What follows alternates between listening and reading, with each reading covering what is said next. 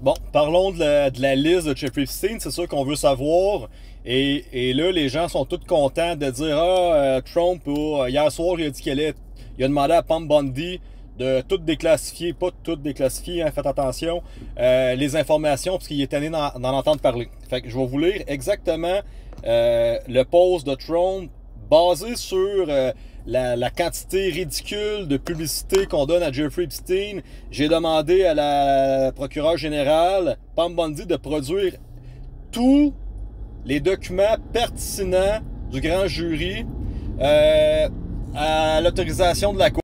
Fait que les termes ici employés sont extrêmement importants, puis je pense qu'il y a pas beaucoup de gens qui savent comment parler de façon politique ou comment parler de façon juridique sans compter de mensonges, de faire comme à croire que tu dis la vérité, mais c'est pas nécessairement la vérité. Donc, regardez ici, tous les documents pertinents. Donc, si je considère qu'il y a des documents que moi puis toi, on dit non, ça c'est pas pertinent, ils ne seront pas produits. Donc, c'est eux qui vont décider qu'est-ce qui est pertinent et non. Et donc, c'est pas tous les documents. Et ensuite de ça, c'est selon ce que la Cour va décider de lancer. Donc, encore une fois, je suis toujours 100% pro-Trump. Dans les 6 derniers mois, il a fait beaucoup plus pour sauver le pays des États-Unis que tous les derniers présidents américains depuis les 50 dernières années.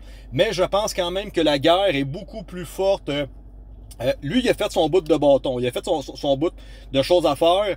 Jeffrey Epstein a été arrêté durant sa présidence. Ça veut dire qu'on le sait que Jeffrey Epstein, il y avait plusieurs plaintes de police contre lui depuis des années. Il y avait des enquêtes du FBI.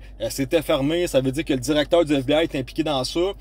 Trump savait qu'est-ce qui se passait, puis clairement, il a fait de la pression à quelque part pour que ce gars-là et ce réseau de prostitution, de trafic d'enfants cesse. Puis il savait déjà que la CIA, le Mossad, puis lui sûrement qu'il n'était pas d'accord que des enfants qui étaient trafiqués, violés à répétition, qui étaient vendus pour leurs organes et ensuite de ça, l'adrénochrome, toute la patente.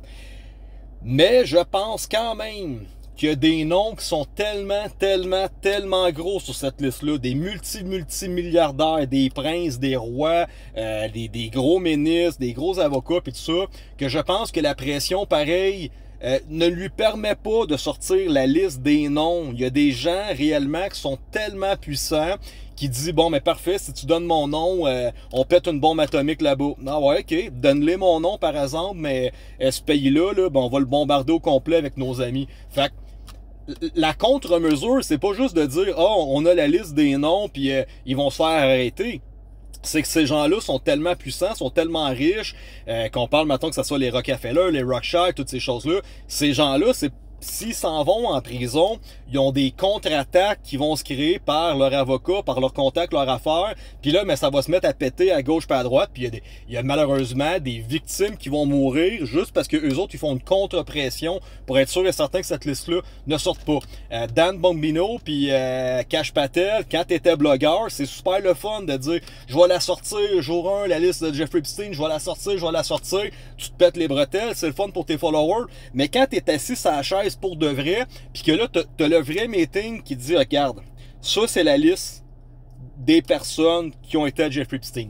Ça, c'est l'organisation complète de blacklisting du Mossad.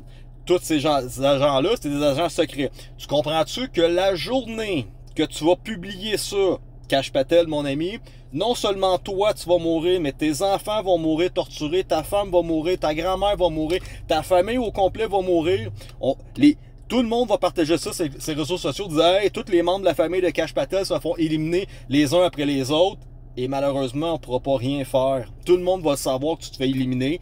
Puis ça va être la conséquence de parce que tu as déclaré la liste. Fait que c'était facile quand il était blogueur de dire on va la sortir la liste. Mais quand tu es vraiment assis sur le siège exécutable, puis il y a quelqu'un qui te fait comprendre de dire tu comprends-tu que le restant de ta vie, toi, puis tous les membres de ta famille, vous êtes à risque de vous faire tuer n'importe quand. Ça, c'est la réalité.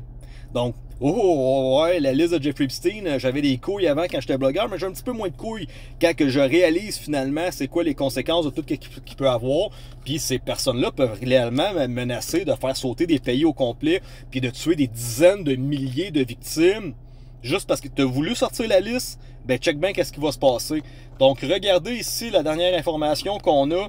La Cour, il l'a dit tantôt, c'est à la demande, que ça soit prouvé par la Cour, ne sortira pas les logs des vols d'avion et ne sortira pas la liste des clients. Donc, ils vont sortir quoi? Ils vont sortir des conversations de messages textes entre Jeffrey Epstein et Ghislaine Maxwell. On va voir des textos qui vont dire « Hey, je veux la petite masseuse de 16 ans pour mon massage de cet après-midi. » On va voir des affaires comme ça qui vont incriminer Maxwell puis Jeffrey Epstein entre eux autres, mais on va voir aucun client. Le nom des clients sont protégés. C'est des gens puissants à un niveau que vous ne pouvez pas imaginer, que s'ils se font arrêter, c'est qu'il y a des conséquences drastiques pour fort possiblement des milliers de personnes, des entreprises qui vont fermer, des faillites, ils peuvent faire, c'est gros cette affaire-là, là. C'est beaucoup plus gros que la grosse majorité des gens qui peuvent penser, puis les conséquences désastreuses que de sortir ces noms-là, ça va créer. Donc, voici mon opinion présentement sur la liste de Jeffrey Epstein.